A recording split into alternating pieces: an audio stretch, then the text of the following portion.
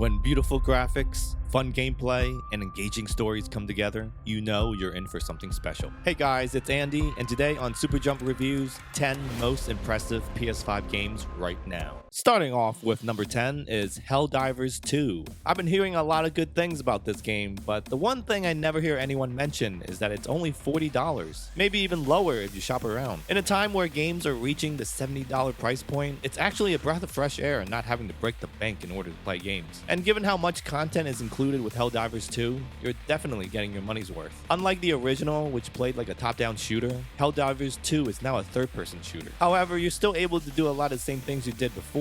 For example, calling on stratagems to help you in battle. And for those unfamiliar, stratagems are like airdrops you can call on. They can range anywhere from sentry guns, shield generators, and even supply pods that contain special weapons. And being that it's heavy on multiplayer, you really gotta have a good squad with you if you want to succeed. Especially when some of the mission objectives require such coordination. They can vary from collecting data from a crashed escape pod to evacuating civilians to safety. But the one thing you'll always have to do is defend against a horde of enemies while waiting at the extraction point. These moments can get so intense, there were times when I didn't even know what was going on.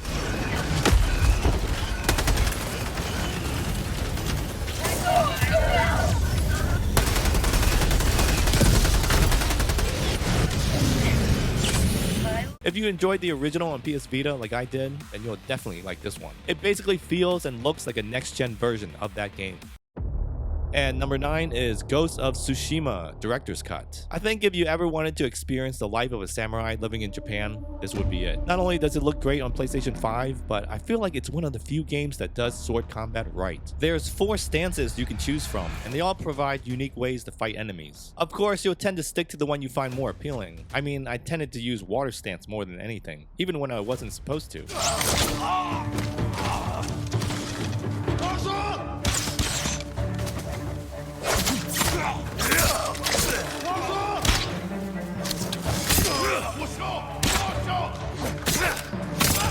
There's also a parry system, which has to be one of the best parry mechanics ever in a video game. Not only does it work well, but boy is it satisfying when you do it.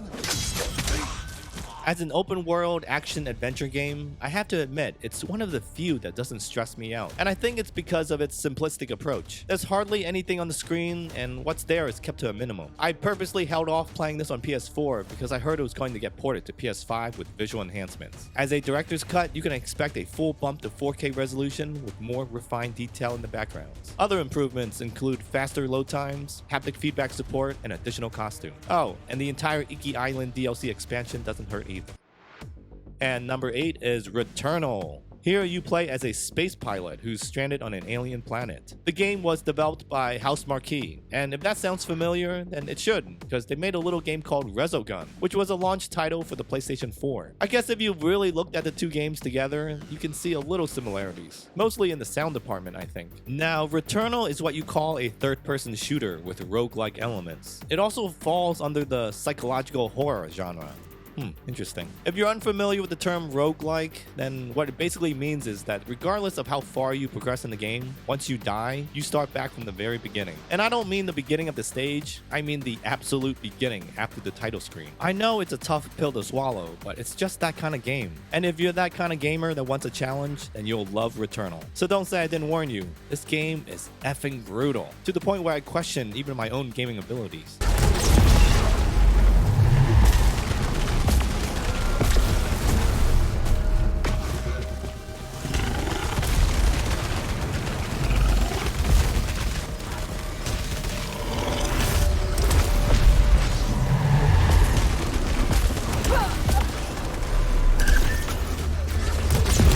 Aside from that, Returnal looks beautiful, and it really shows off what the PS5 can do. The real-time ray tracing looks great, load times are short, and the game makes great use of the haptic feedback controller. It's an awesome game, but man does it desperately need a checkpoint system. If only there was some sort of exploit I could use.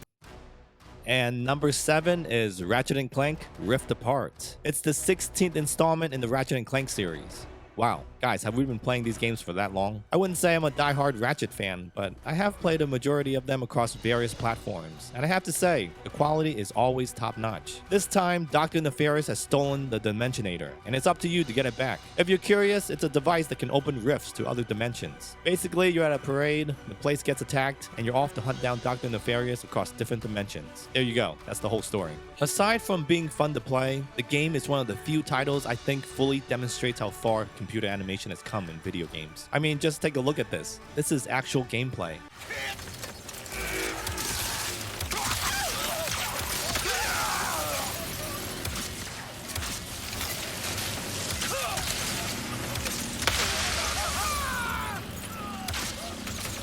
If you're familiar with Ratchet & Clank, you'll know the game is filled with cool weapons to use. Even after several hours, I'm still amazed at the creativity that was put into them. It's like playing a cartoon. If you're a new PS5 owner and need something to show off to your friends, this is definitely the game to get. It's bright, it's colorful, it's great to play with your kids, and it'll convince your wife why you needed that new PS5.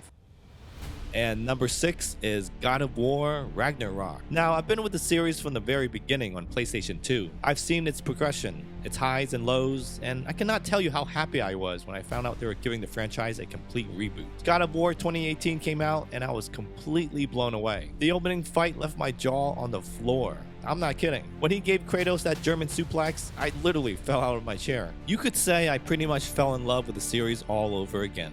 So, with my excitement at an all-time high, I eagerly waited for God of War Ragnarok. And again, I was not disappointed. It's basically everything I loved about God of War 2018, except there's more of it. The story continues where the last game left off. Combat feels tighter than ever, and the graphics still impress, even if they do look a little similar to the first game. But then again, the first game already looked amazing. Ragnarok just improves upon what we already had. There's more moves to discover, more enemies to fight, and more characters to meet.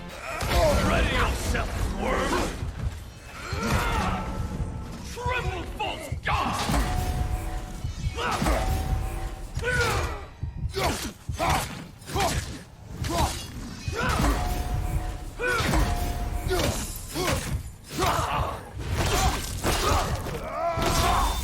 One thing I have to mention is the unbelievable writing. You could pretty much take what was written here and just make a feature-length film. The story is funny, epic, heartwarming. It hits you in all the right places. Shame on those who call this game a walking simulator, because you have no idea what you're missing.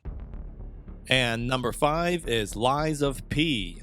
Alright, so I gotta be honest with you guys. I'm not the biggest Souls fan. I actually despise them, really. I think they're slow, repetitive, and just flat out boring. But for some reason, this particular game speaks to me. And I think it has to do with the world it takes place in. The environments and characters have so much personality, you really do get lost in them. Most other Souls games I've played felt like the environments were nothing more than a giant box for you to fight enemies in. But here, it's different. It's part of the actual story. Now, for the people here who like to read, Lies of P is loosely based on the 1883 Italian novel, The Adventures of Pinocchio. No, not the one from Disney. This particular story has you playing as a humanoid Pinocchio, where you fight through the streets of Krat, searching for Geppetto. The combat feels like any other Souls game where you equip weapons and armor, except here you also get something called the Legion Arm. You can equip various gadgets to it that allow you to do specific things. For example, a grappling hook that can lure in enemies, a magnetic shock to knock them back, and even a flamethrower. It's pretty cool. And of course, like any other Souls game, you're gonna die a lot.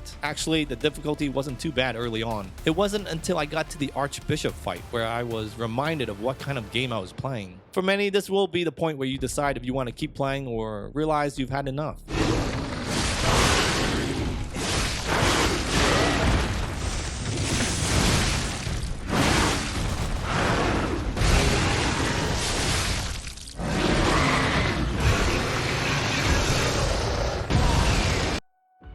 And number 4 is Final Fantasy 16. It's been a long time coming, and I think at one point I even forgot about it until a friend reminded me. Forget what you know about Final Fantasy, because this one completely rewrites the book. For one thing, it's the first M-rated game in the mainline series. It's a darker, more adult take on the franchise than we've been accustomed to. There's a lot of hot and heavy stuff here, if you know what I mean. The game is set in the twin continents of Valistia, divided between 6 nations with tension arising from a magical drought called the Blight. You play as a guy named Clive Rossfield, who becomes involved in the nation's conflict. Along the way, you fight monsters, rescue cute girls, and ultimately end up saving the kingdom. Aside from being darker, the game is more accessible. You get the option to equip ability rings, which can aid you in combat, making gameplay a lot easier in my opinion. You don't have to use it, but it's there if you need it. You know what to do, boy.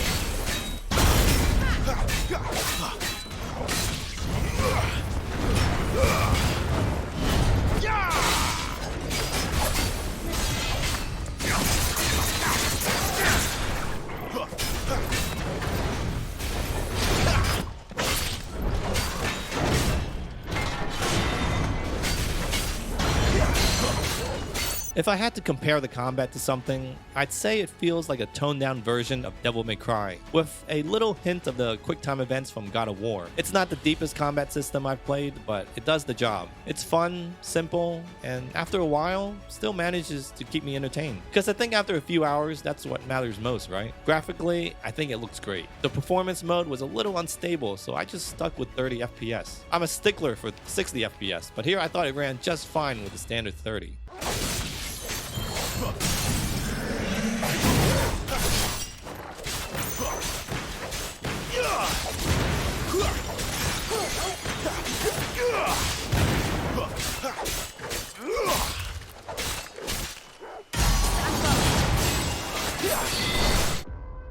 And number 3 is Dead Space. Boy, what an awesome remake this was. I think if you played the original and want to experience this horror masterpiece all over again, then this is the perfect way to do it. They went back and basically rebuilt from the ground up for next-gen consoles. There's new geometry in the backgrounds, new shaders, and higher resolution textures. And don't quote me on this, because it's been a while since I played the original, but I think they also added more areas to the ship. Can anyone verify this? The game felt familiar at first when I played it, until I realized there was a new animation system applied to the combat. It's a new peeling system that allows you to not only sever limbs from enemies, but also tear away flesh. I honestly don't know how much it alters gameplay, but it sure does look pretty cool.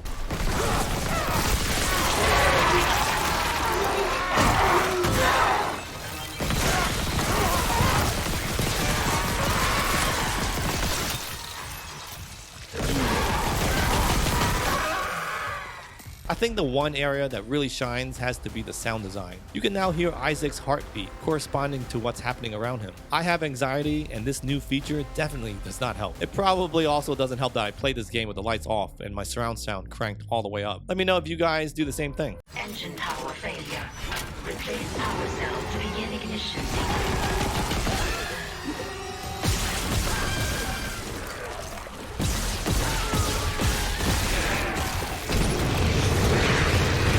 Although the game felt familiar to me at first, the developers really did go out of their way to make this remake feel fresh and new. New graphics, more levels, better sound, and quality of life changes to gameplay make this one of my favorite remakes ever. Bring on Dead Space 2.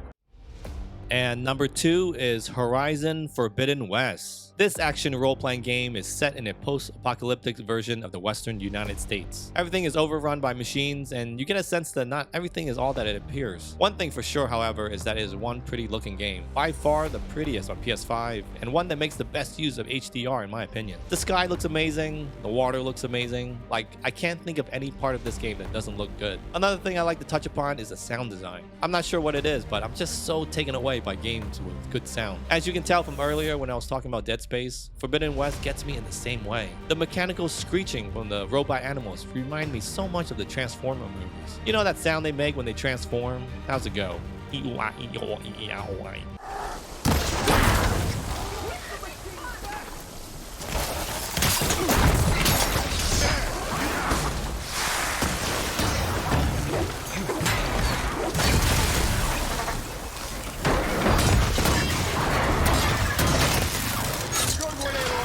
My one complaint about this game is that it leans so heavily towards exploration that if you were to stop playing for a week and came back, you'd be kind of lost. I know I was. Personally, I think there's too much information on the map, and the combat wheel can be a little cluttered sometimes. Still, I think the gameplay is cool enough where you're willing to overlook some of the issues.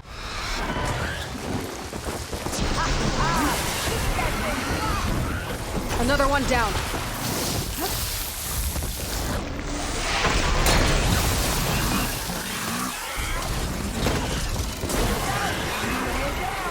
One less machine. If you like the first game, then you should definitely check out Forbidden West. And once you're done, download the Burning Shore DLC. It takes full advantage of the PS5 hardware. I guess it takes a lot of horsepower to render all those clouds. And finally, at number 1 is Spider-Man 2. Like, do I even need to say anything here? Anybody who has a PS5 probably already bought this game. Heck, I wouldn't be surprised if they bought a PS5 just for this game. As of this recording, 10 million copies have been sold in under 4 months. I really didn't think Insomniac could top the original, but they managed to prove me wrong. A lot of the gameplay is the same, except this time you've got 2 characters to control, as well as supporting characters. Switching between Peter and Miles is quick, and the game does a good job at balancing the amount of time you spend with each. That's 2 cloaks now. I wonder if I can get my suit to identify their visual frequencies. Bring him down! I don't see your boss around. Where's he hiding? I want to talk to him about his lifestyle choices. You are not worthy of his attention. But Scorpion is? Okay. They share some of the same moves in addition to their own skill tree. I think what the game does well is that it offers just the right amount of moves to be unlocked at any given time. I think the main difference I noticed in the sequel is that there are more of those cinematic moments. Now, I'm not talking about those big epic QuickTime events.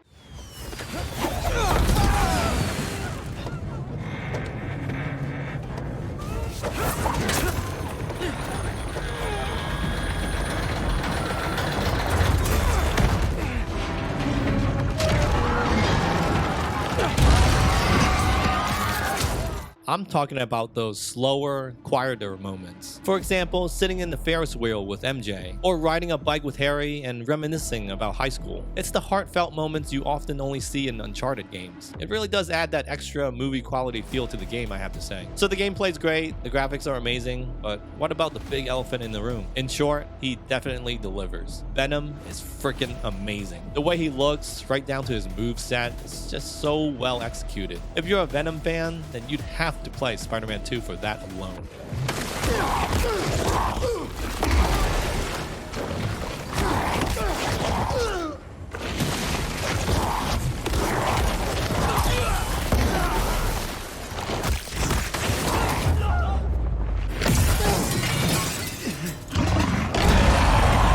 Here's an honorable mention I'd like to share. There's a game that comes free with your PlayStation 5 called Astro's Playroom. Think of it as the PlayStation version of Mario Galaxy. It's not as long, but it is equally as fun. It makes great use of the new DualSense controller, and it demonstrates why the PlayStation brand is synonymous with video games. Playing through the game, I couldn't help but shed a tear of nostalgia as I came across all the past PlayStation icons.